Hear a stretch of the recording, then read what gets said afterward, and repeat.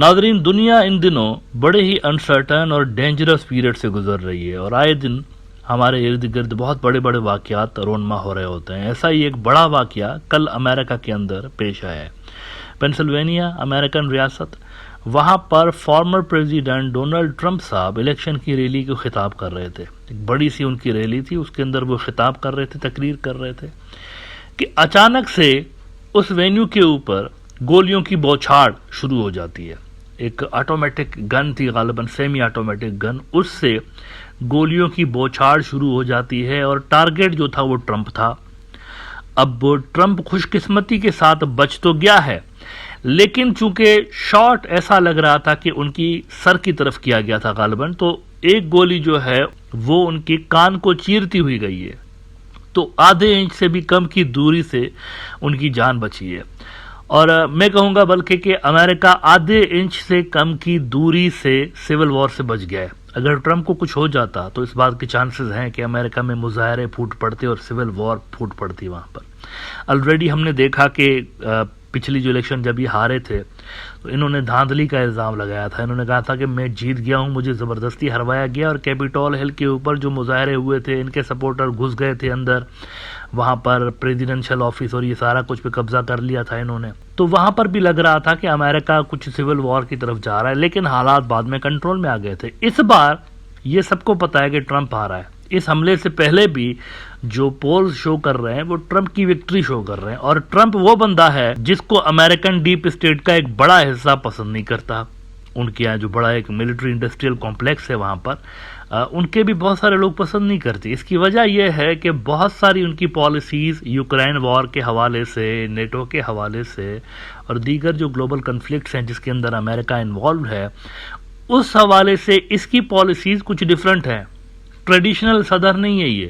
پچھلی بار بھی جب یہ آیا تھا تو اس کی کوشش یہی تھی کہ جو وارز ہیں دنیا کے اندر مختلف، ان کو تھوڑا سا ڈاؤن کیا جائے، کیونکہ یہ سمجھتا ہے کہ یہ جو جنگوں میں پیسے بھر رہے ہیں، نیٹو کو پیسے دے رہے ہوتے ہیں، اس سے ہمیں کیا فائدہ ہے۔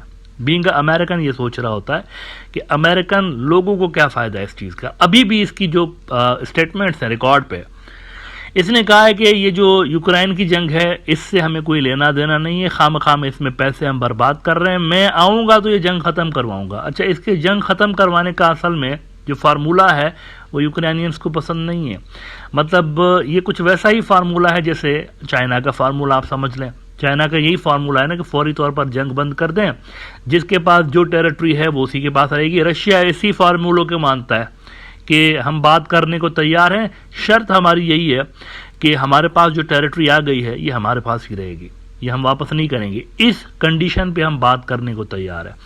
تو یہ جو فنڈنگ ہے یوکرین وار کے حوالے سے، آپ دیکھ رہے ہیں کہ ٹرمپ کے آنے سے پہلے اچانک سے تیزی آ گئی ہے، اور شاید یہ جو ان کی ورودھی پارٹی ہیں وہ کوشش کر رہے ہیں کہ اس معاملے کو اتنا خراب کر دیا جائے کہ ٹرمپ بھی آنے کے بعد اس کو ٹھیک نہ کر سکے، اور اس کا مظاہرہ ہمیں ریسنٹلی نظر آیا۔ ایک اچانک سے تیزی آ گئی ہے۔ یوکرین جنگ سے کافی ٹرمپ کی جو پالیسیز ہیں نا وہ کافی ہرٹ کریں گی بہت سارے لوگوں کو وہاں پہ امریکہ کے اندر، جو کہ ڈیپ اسٹیٹ کا حصہ ہے۔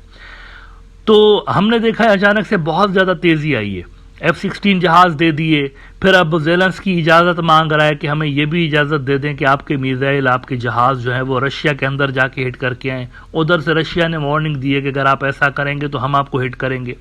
تو یہ معاملات شاید کچھ فورسز ایسی ہیں جو کہ اتنے زیادہ یوکرین کے ایشو کو خراب کرنا چاہتی ہیں کہ ٹرمپ کے بس میں بھی نہ رہے اس کو ریزالو کرنا، اس کو ٹھیک کرنا۔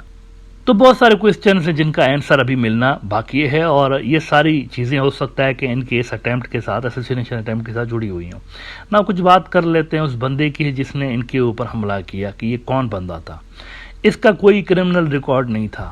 یہ جو بندہ تھا تھامس میتھیو کروکس نام تھا اس کا، 20 سال کا صرف نوجوان تھا۔ اس کا کوئی کرمنل ریکارڈ نہیں تھا، بلکہ یہ ووٹر جو اس کی آئیڈینٹی کارڈ ہے اس کے اندر یہ ریپبلکن پارٹی کا ووٹر اس نے خود کو شو کیا ہوا ہے۔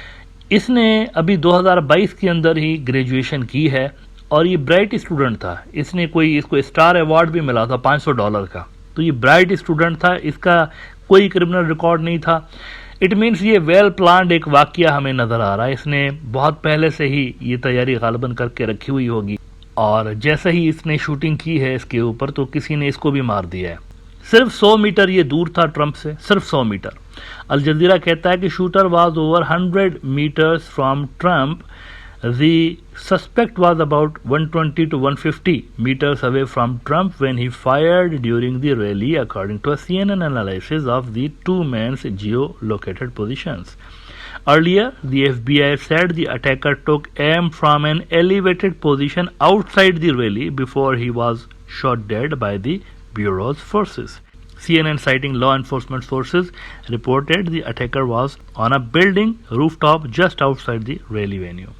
اور نیو یارک ٹائمز نے تھامس کروکس کے حوالے سے رپورٹ کیا ہے کہ mister Crooks appears to have graduated in 2022 from Bethel Park High School, which has about 1,400 students, and received a $500 Star Award that year from the National Math and Science Initiative, according to the Tribune Review in Western Pennsylvania.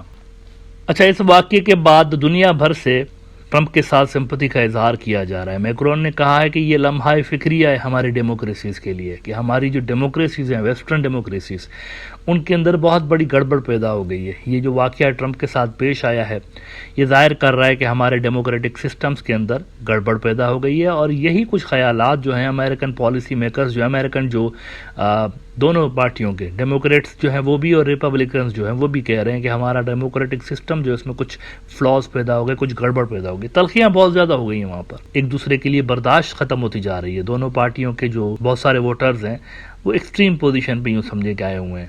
اچھا، یہ نئی بات نہیں ہے، جیسا کہ میں نے پہلے بھی ذکر کیا کہ گزشتہ الیکشن جب ٹرمپ ہارا تھا تو بھی کچھ سول وار قسم کی وہاں پر سچویشن پیدا ہو گئی تھی. آخر میں یہ بھی اپڈیٹ شیئر کرنا ضروری ہے کہ وہ جو گولیاں ٹرمپ سے مس ہوئی ہیں تو غالباً انہوں نے دوسرے لوگوں کو وہاں پر ٹارگٹ کیا ہے، کیونکہ اس ریلی کے اندر ٹرمپ تو بچ گیا لیکن ایک دو اور لوگوں کے مرنے کی اطلاعات ہیں.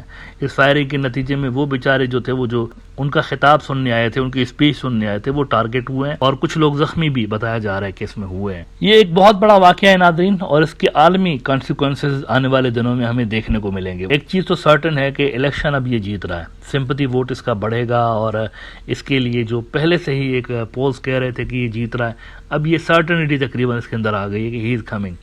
اب اس کے آنے کے بعد جو عالمی منظرنامہ ہے وہ تبدیل ہوتا ہوا نظر آ رہا ہے. خاص طور پر یہ زیلنسکی کے لیے تو اچھی نیوز نہیں ہے، اس کا آنا زیلنسکی کے لیے اچھی نیوز نہیں ہے، کیونکہ یوکرائن کی فنڈنگ یہ روک دے گا آتے ہی. اس بات کے چانسز بہت زیادہ ہے. نیٹو کے لیے بھی اچھی نیوز نہیں ہے، یہ نیٹو کے لیے بھی اچھی نیوز نہیں ہے. نیٹو کی فنڈنگ یہ روک سکتا ہے. امریکہ بہت بڑی تعداد میں نیٹو کے اندر فنڈنگ کر رہا ہوتا ہے، اور اس کی نیٹو کے حوالے سے پالیسی یہی ہے کہ جو ملک پیسے دے گا صرف اس کی پروٹیکشن کریں گے. نیٹو کا جو ملک ہمیں پیسے دے گا نیٹو کے اندر رہنے کے لیے، اس کو صرف ہم بچائیں گے. یہ نہیں ہو سکتا پیسے ہم دیں دوسروں کی سیکیورٹی کے لیے، ایسا نہیں ہو سکتا. تو نیٹو کے لیے بھی آنے والے جو ٹائم ہے وہ کافی سخت ہو سکتا ہے ٹرمپ کے آنے کے بعد. زیلنسکی کے لیے بھی سخت ہو سکتا ہے. مڈل ایسٹ کے حوالے سے دیکھنا امپورٹنٹ ہوگا. مڈل ایسٹ کے حوالے سے ابھی تک جو اس نے اپنی ریلیوں کے اندر ٹرمپ نے بیانات دیے ہیں، اس نے یہ نہیں کہا کہ میں اسرائیل کے خلاف ہوں. ظاہر سی بات ہے، یہ بھی امریکہ کی جو دونوں پارٹیاں ہیں نا، ڈیموکریٹس اور ریپبلکنس، دونوں کے اندر ایک پاورفل زائنسٹ لابی کا اثر آپ کو نظر آتا ہے. اس نے بیان دیا ہوا ہے کہ میں یہ کہتا نیتن یاہو کو اگر میں پریزیڈنٹ ہوتا کہ جو کرنے گئے ہو غزہ کے اندر وہ کرو اور جلدی سے باہر آ جاؤ. یہ اس نے کہا، اس کو لنگر آن مت کرو، یہ جلدی سے کر کے باہر آ جاؤ، میں یہ کہتا. لیکن اب ٹائم تو بہت زیادہ گزر گیا ہے، تو اب اس کی کیا پالیسیز ہوں گی یہ دیکھنا بڑا انٹرسٹنگ ہوگا. اور ٹو اسٹیٹ سولوشن کے حوالے سے اس کی کیا پالیسیز ہوگی. گزشتہ مرتبہ یہ جب آیا تھا تو ابراہم اکارڈز کروا رہا تھا، فلسطین کی ریاست کو ہی ختم کرنے کے لیے ایک نیا اس نے شوشہ چھوڑا تھا ٹرمپ صاحب نے. لیکن اب تو جو گراؤنڈ پہ صورتحال ہے وہ بالکل تبدیل ہے. اب تو ابراہم اکارڈ کا تو ہو ہی نہیں سکتا نا، یہ کتنی بھی کوشش کریں نہیں ہو سکتا. عربوں نے ایک اصولی یہاں پر لائن لے لی ہے، موقف لے لیا. عرب بائی دا وے اس کو پسند بھی کرتے ہیں، بہت سارے عرب رہنما اس کو پسند کرتے ہیں، پریفر کرتے ہیں کہ یہ رہے. تو مڈل ایسٹ کے حوالے سے ٹرمپ کی پالیسیز دیکھنا بڑا انٹرسٹنگ ہوگا جب یہ جیت کے آئے گا تو.